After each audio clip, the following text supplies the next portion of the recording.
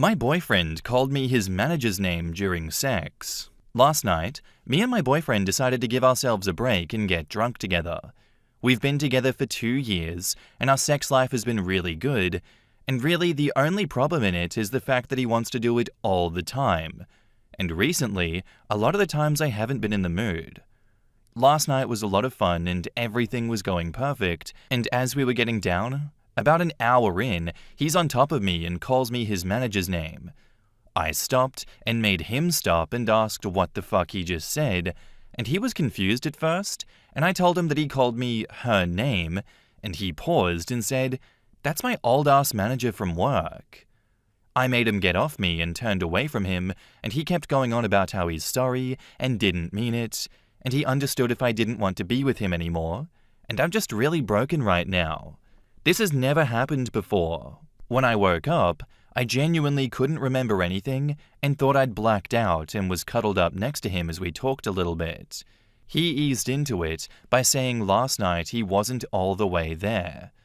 I told him I guess I fell asleep when we switched positions and laughed about it, and he paused and told me I was mad at him last night. The moment he said that, I remembered everything and turned the other way again and told him I remembered what happened now. We both fell back asleep since we drank a lot last night, and now I'm fully awake while he still sleeps. I just genuinely don't know what to do or what to believe. Has anyone done anything similar to this and it been a genuine mistake? I do plan to talk about it more with him today, since we're really good with working through any issues we have, but I'm just lost. And I'm scared it's idiotic of me to stay with him. I really do love him and want to stay together with him, but this absolutely broke me, especially since I'm very insecure about my body and how I look in general. Additionally, this may lead to more judgment. We were teen parents and we have a daughter. We live together and things have been going so perfectly. I know people have opinions about teen pregnancy and having kids when we've been dating for a short time, but truly, everything was going perfectly up until now. Only once did we ever have an issue with porn and lust, on his end, when I was early in my pregnancy, but we moved past and resolved it. We also partied often before I got pregnant, and since I've been postpartum, I've lost a lot of confidence. Because I'm taking care of daughter the majority of the time since he works a lot, he thought I needed a break. So our daughter was with her grandma while we were drinking. This isn't a regular thing we do, but I feel like this also is important to know for the situation. I know judgment will come with this. In the comments, W Savant says, "It was just a mistake. I called my brother my boyfriend's name once because that's the word that I mostly use when I'm trying to get someone to shut up so that I can talk. Sometimes the wrong name slips out. Like I've called co-workers my kid's name. I've called my kid my dog's name. I called my ex-husband my sister's name once. Like it rarely means anything. Sometimes things just slip. I called my fiancée my ex's name in bed. To make things worse, when she didn't answer, I called her name again and then again. That wasn't good. No, that wasn't good at all. I genuinely never thought we would recover from that. Over 2 decades later, I still lose fights to that night. Look, if you're worried what the manager means to him, or if they're having an affair, etc., you should ask those questions directly. Believe the answer he gives, and don't worry about it further. It's weird that this happened, but it genuinely doesn't mean anything.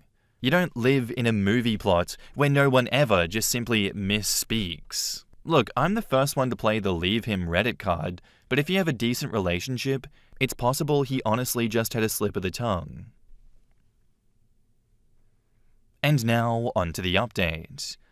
Wow, I really didn't expect this post to get the traction it did. Thank you guys so much for the kindness you've shown, and a lot of you guys gave some really good advice. The first thing that I'd like to address is our little break, aka the drinking and my daughter. Since she was born, I've only had one true break for myself, and a lot of people I see as mentors in my life have told me countlessly that I need one now. Between my boyfriend also working a lot and helping taking care of her when he gets home, we both agreed that we should have a night to ourselves to have fun. Our daughter was with her grandma the whole night, and she was more than happy to watch over her for us. When I fully woke up, I went to go get our daughter because yes, I do know my responsibilities. Secondly, me and my boyfriend did talk after we had some space to both think about it. After all the advice, and the more I looked into this happening in general, I definitely believe that it was just an honest mistake/brain fart. I told him I wasn't mad at him, and apologized for how I initially handled it, but that I would want to step back from intimacy since I've had issues with my intimacy recently anyways. He understood and apologized for how last night went and explained that he really doesn't know why he did it. He said he wanted some space to fully forgive himself first, which hurt a little bit because I really just wanted comfort and reassurance in all of this. But ultimately, I understand where he's coming from, and we settled it at that. End of update. I think this is a good resolution. They are very young. They are still very much inexperienced in life. These things happen. I've been there before. I've said the wrong name during the act, and that is my bad. I didn't mean it. I know how it feels to be on the other end of this and to be like, fuck, this is gonna get misinterpreted so badly. Uh-oh. But this is definitely not one of those situations where you just end a relationship. You communicate through these things. Tell them that you messed up, you were on autopilot, you didn't mean to say that. It's not that deep. It's great that he apologized straight away, he didn't try to blame you, he owned up to his mess, and he gave you all the space that you needed, OP. And I get it. Your reaction makes so much sense. It does. You're already insecure, you're not fully in the mood, so something like this is going to hit you like a baseball bat to the face. Completely understandable. Hopefully, you can take this time to rebuild comfort and confidence in yourself and get back to where you guys were before, with this just being a funny joke every now and then. Thanks for the update. Our next post is by a deleted account, and it's titled, "Am I the asshole for emergency breastfeeding my best friend's baby?" My best friend of 10 years gave birth to her first child about 8 weeks ago. She never wanted kids, and she disconnected from her pregnancy and never really connected to the baby after he was born either. She has really bad postpartum depression, so I've been trying to help. However, I gave birth to my second child about 2 weeks after she had her baby, so I'm needed at home with my family. I could tell she was getting stressed, so I offered to take the baby for a day so that she could have downtime. She brought him over, and we put the babies together. Her son has a really bad digestion problem, so he can't ingest regular formula, only breast milk and special formula. She doesn't breastfeed, so he takes the special formula. I asked her if she had packed diapers, wipes, a change of clothes, and bottles in his diaper bag, and she said yes, and then she left. For the first 3 hours, everything was fine. The babies chilled out together, we all played. I put on some music and danced around for them. My baby needed a feed, so I fed her, and then about 30 minutes later, best friend's baby needed a feed. I went to fix him a bottle and realized she hadn't packed his formula. When I asked if she had packed bottles, she answered literally, but I never specified if she packed formula as well. I thought it was a given. My baby is exclusively on breast milk right now, and everything I have is frozen, and it takes time for frozen milk to unfreeze. I tried calling her about 4 times, and she kept sending me to voicemail, so I text her. She had read receipts on, so I know she saw my texts. I kept trying to call, and she just wouldn't answer me. I couldn't go to the store and get a jar of formula because she didn't leave me his car seat and I only had my infant seat. My older child is 7 and doesn't need an infant seat anymore. I don't know my neighbors, and other than my husband, I don't have family in the area. At this point, the baby was crying and screaming so hard I thought he might get sick or hurt. So I sat down and breastfed him myself. I'm completely healthy, just got a flu shot and a clean bill of health from both my OB and my GP, and I have no diseases, so the baby was not at risk for anything. Best friend finally returned 3.5 hours later. I remained calm, but told her that she can't leave her child with someone and then not answer when that person calls and texts because it might actually be a serious emergency, and that she also hadn't packed any of the baby's special formula. I told her how badly he got upset and how worried I was, so I breastfed him myself. She freaked out on me and accused me of some horrible things and then left. She blocked me on social media, something I learned when a mutual friend told me that best friend was saying some awful things about me online. I don't know what to do. I can't even talk to her about this. I thought I was doing the right thing, but maybe I was wrong. Am I the asshole? Edit to add, I just wanted to let everyone know, because I couldn't due to the character count restrictions, one of our mutual friends already placed a call to CPS a few weeks ago. We have several friends who were also worried about her, but were unable to come to help me when this happened. She gets 2 wellness visits a week at her home from a caseworker, and she's been ordered to seek mental health help. I'm brand new at breastfeeding.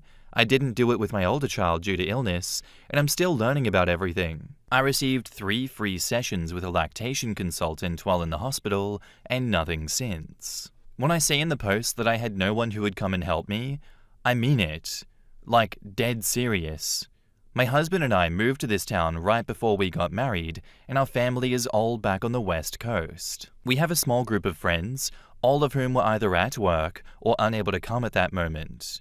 We're a small town, we don't have Uber, hell, Domino's Pizza doesn't even deliver out here. I don't know my neighbors. I'm not even sure what my closest neighbors' names are. We're farm country. The nearest neighbor is a mile up the road. Even my husband couldn't leave work. I lost my temper on a few folks and have been banned for 7 days, so I can't answer direct questions. Here's a few big ones. 1. Where is the baby's father? Dead, drugs, not a good person, conception was less than good. 2. Why didn't I express milk or thaw a bag? I've literally answered this question a blue billion times, both in this post and in the comments, so I'm not answering it anymore. 3. Have I called CPS? No, because CPS is already investigating her on unrelated issues. However, the mutual friend mentioned in the post told the caseworker, so CPS is aware of all incidents. 4. Not important, but I got an article in a newspaper about this, so I feel interesting. 5. Best friend called CPS on me and reported me for the above post, so I'm dealing with that now. In the comments, Biggs Chungy says, "This story's wild. I'd honestly prefer this over starving my child. Your friend had a very odd reaction. Not the asshole."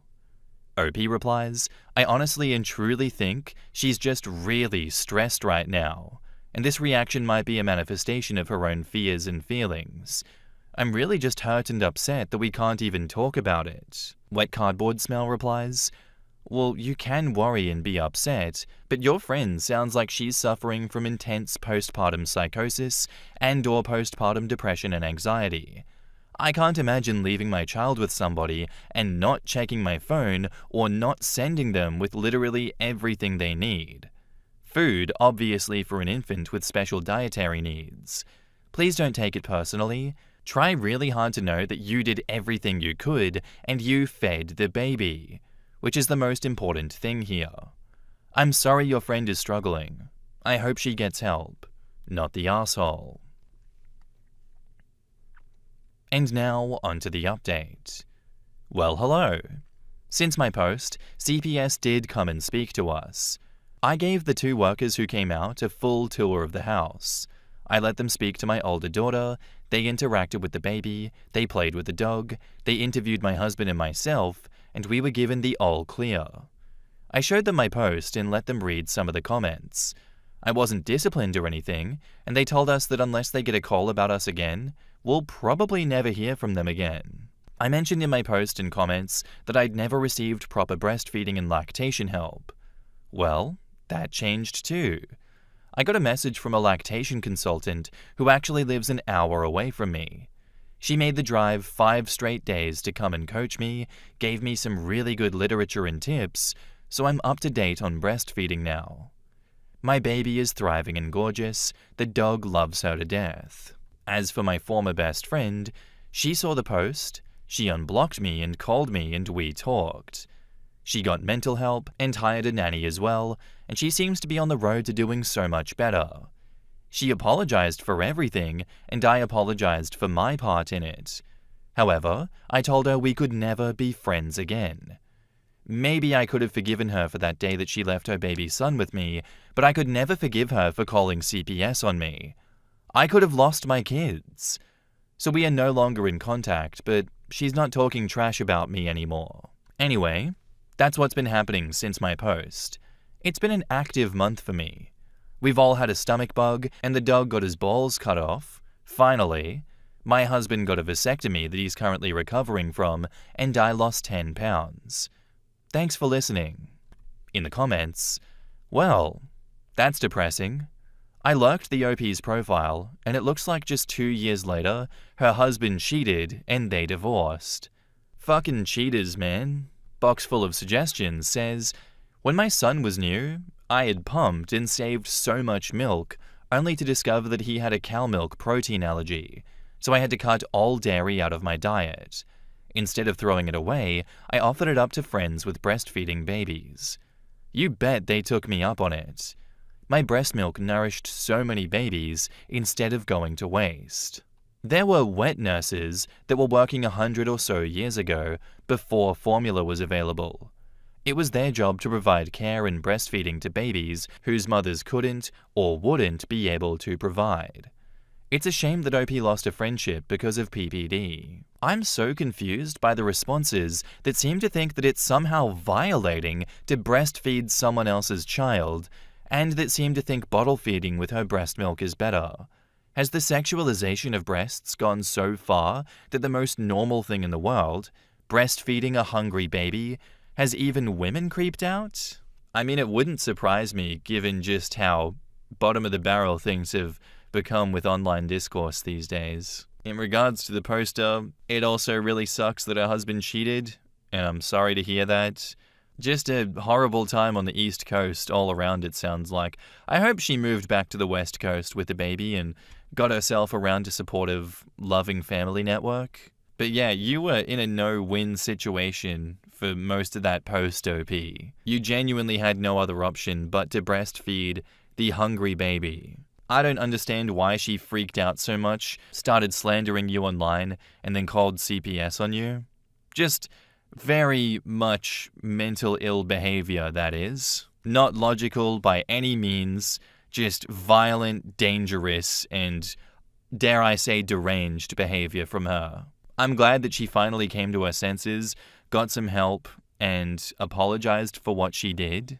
But I would do just the same as you. I would never talk to someone like that again. I would cut them completely out of my life. I would forgive them for their trespasses, but I wouldn't let them trespass against me ever again, that's for sure. I think you made all the right moves. So thank you for doing that, and thank you for updating.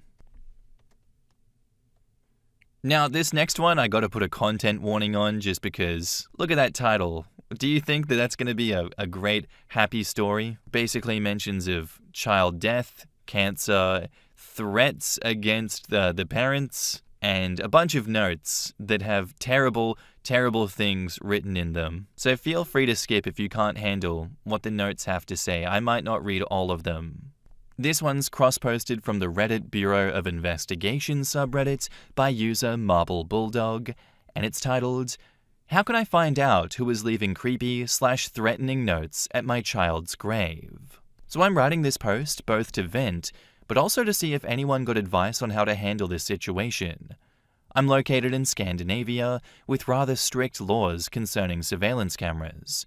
Otherwise, I would have gone down that path a long time ago. The situation. My wife and I lost our child to cancer 1.5 years ago. Our child was then a toddler. This, of course, left us devastated, and our way back from the darkness wasn't easy. But we gave our daughter a very beautiful grave, and visiting it daily helped us through the grief. But then we started getting notes, written on computer, not handwritten. Nasty notes about us, mainly me though. Sometimes threats, and also expressing hopes that the child my wife is now expecting also dies. Someone broke the wings of the angel on the gravestone, destroyed the flowers, etc. I have no idea who this is. I have no knowledge, no enemies, and neither does my wife. How can I find out who it is without breaking the law, setting up a camera? I sometimes get a feeling that perhaps it's someone closer to me than I realize. The reason is that when we first started, the notes always appeared in connection to us letting people know that we had been visiting the grave. If I went there on Monday and, for example, told on Facebook that I'd visited the grave and planted some beautiful flowers, then a note would be there the following day. It felt like a pattern, but it could have been coincidental. This is driving us insane. My wife, pregnant and sensitive as it is, can't visit the final resting place of our first child without fear and anger. I too get very upset, of course, but more infuriated. I want to know who's doing this. All advice is very much appreciated. Maybe one of you can think of something that we have missed. Update: some asked us to do a list of suspects. We tried really hard to think of anything that could be an issue, and this is what we came up with. L. At my previous workplace, L was a coworker who claimed that I got promoted because I had a kid on the way, and was pissed about that, but that was years ago. B. Before I met my wife, I dated B, and we had a good relationship. I saw no crazy in her, but she wanted a child-free life, and I love children. So we parted, and it was a mutual decision. She also moved to another town. But since you guys asked me to list exes, I'll do that. E is my wife's ex. She dumped him for me, but he is now married, so we should have gotten over that. V. When we installed our new kitchen, we hired a Polish guy to do some of the work. Sadly, language barriers made it hard, and we ended up having a lot of problems. In the end, I had to let him go and find someone else to do the job. He was angry, but surely that's not a reason to stalk us now. C. C is not on my Facebook actually, but I'll list her anyway because she's a weirdo. She lived next door to us before we moved, and she had this very, very sick dog. So sick that it cried when it tried to walk. It was skin and bones and misery on 4 legs. Sometimes it fell down and couldn't get back up. My wife reported that, and we never saw the dog again. C was a strange person, not mean or nasty to people, but odd. Nurse A. A nurse at the hospital that treated our daughter, also not on Facebook. We made a complaint about her after finding out that she didn't give our child the pain meds at the right time, but waited too long to administer them. We weren't rude, we didn't shout or anything, we just wanted the best care for our kid. Also, when our child wished to go to a kennel and play with the puppies, we did that, but Nurse A said we shouldn't because of our child's state. We went anyway, and she was pissed for the rest of that weekend. That's all that we can think of. Update 2. This is a translation of the letter, 12th of July. I've translated it with grammar and spelling mistakes / sentence structure and all. And here's where you can start skipping if you want, because it's just a lot of this. You should be glad that A, insert our child name, died, so she won't grow up with you both and live with you. It is better. And I wish the new baby don't live too. I hope insert my wife's name falls on the stairs and the ugly baby dies and it would be better. Company for little insert lost daughter's name. I don't think that the child under the dirt here was a good person either. I think it was a bad person, and she died because it was good that she died. I applauded it when the people that are bad die. And I have advice. 9mm and your pain stop. Easy, easy. I am not evil, I am normal, and I do this because I like it, and I don't like you, and I smile when I think that you are hating this. How do you like my arrangements on the grave? I like it much better this way. Don't be so negative. Update 3. I haven't had much time today. Chaos at work, but I translated one of the letters previously found at the grave, 5th of May. I translated this one because it was one of the worst. Do you think little insert daughter's name is done and all rotten now? Does the naked bones shine pale in the dark? I think about it sometimes. I hope you think sometimes about it.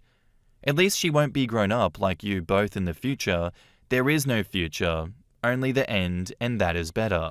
New baby will also be sick and die next to skeleton sister, and they will be dead together and I will wait for it. It sings inside my soul when bad are suffering, and I feel triumph and happiness when it happen, and it is the best way. Wishing the worst for both of you. Soon it is coming.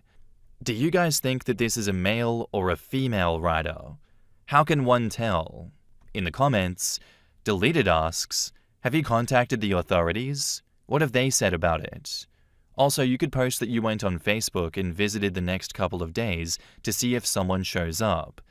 This person seems unstable, so be careful. OP says, yes, my wife arrived at the police station with a beheaded teddy bear that had been found on the grave, crying. Police informed her that we've got real crime to handle. Another deleted commenter asks, are there any detectable patterns, like a day of the week that it happens or a certain amount of days after you post on Facebook? This might help narrow down the stakeout option. Do you think that it was at night, or if there's no way to tell? Are your posts private on Facebook, or can anyone see them? Check your privacy settings to see if maybe people who aren't your friends can see them. I can't remember how it works though. Are there any people working nearby that could help you and alert you to anything unusual? Caretakers at the cemetery or nearby businesses that have night shifts. Could you ask to have the plot moved to a more secure or remote area? It might give you some peace. Can you look at the Facebook history of the suspects and see if there's any recognizable speech patterns or phrases? It's not definitive, but it might help you narrow your focus. Sometimes people are active in Facebook groups, local ones are popular, and you will see them as a member. Their comments won't show up in their feed, but you can see what they talk about from browsing the group. OP says, no absolute pattern, but I find that the letters are often there 1 to 2 days after we've done something nice, planting flowers, etc. But that's not the only time it happens. My Facebook is set on friends only. There are mostly villas and a bakery close to the cemetery, but the cemetery got a brick wall around it. Can't see it from a car, but an adult can climb over it. I plan to go through the suspects' posts on Facebook and look for the same choice of words and spelling mistakes. That might actually be an effective way to narrow it down. Thanks for your input. And now, onto the update. Hi all. It's been a while since I updated, and that's because not much has happened. Anyway, it's time for an update, since many of you have asked, and I finally have something to report on. On the 27th of August, we had decided to visit the grave together. My wife rarely goes there in fear of what she might find, and as we are on the way to the place where you can borrow a vase for the flowers and fill it with water and such, I spot a familiar face. It was C, our ex-neighbor with the suffering dog. Of course, she might have a grave there to visit too, even if she doesn't live in the same town as us anymore. She might have arrived shortly after us and came walking in our direction, but slightly from the side. She was very suntanned, as if she had just returned from a vacation, and the moment she caught me looking at her, she turned around and walked out. I followed her, intending to talk to her, to see if she seemed rational or if she showed any sign of guilt. But she was gone when I reached the parking lot. This is no proof, I'm aware. I scanned the entire graveyard for a stone with her family name on it and found nothing. Our child's grave was not touched this time. This week I've been in contact with the office that can forbid people to keep pets if they've shown cruelty to animals in the past. Turns out, she had one of those issued to her, dated shortly after my wife reported the state of her dog, and it was put down. She had been warned before, but it was the dog thing that closed the deal as I understand it. Motive enough, or am I being paranoid here? It's tricky. She could have a valid reason to be there and walk out when she saw us because she dislikes us, but it also could be more sinister. In the comments, I can offer nothing but respect to this man and his wife, both better people than me. I would not have handled such horrific bullshit with anywhere near as much restraint. If cops told me we have real crimes to solve, then I would stop caring about my country's privacy laws and buy a camera that day. Same, even if there's nothing they can do, which I find somewhat difficult to believe, given this is vandalism of a fairly expensive gravestone, and cemeteries generally have decent protection under the law, I'm shocked that they were so callous about it. I would too, because this isn't something that I'm going to go to the grave myself with, just letting it happen. I would set up a fucking surveillance network around the grave. I would put trail cams up and I'd find who did it. Because I am so unsettled by the nature of those notes that, like, there needs to be blowback for this. I'm sorry, but you can't just do that and get away with it. And if the police aren't going to do anything about it, I'm going to be the one to deliver fucking vigilante justice in this situation. This is just one of those stories where I don't have any words besides I'm so overwhelmingly overcome with grief and sadness on OP's behalf for the death of their child happening in the first place, and also that someone decided to just continuously taunt them like this. I would want that person to end up on a true crime documentary for thinking that they can get away with doing something like this. Thank you for posting, OP, and thank you for coming back with an update. As hard as it is, I can't imagine how you're feeling. Anyway, guys, that's all I have for you today. I do hope you enjoyed the episode. If you did, let me know what you thought of it in the comments down below, and I'll see you in the next one. Bye.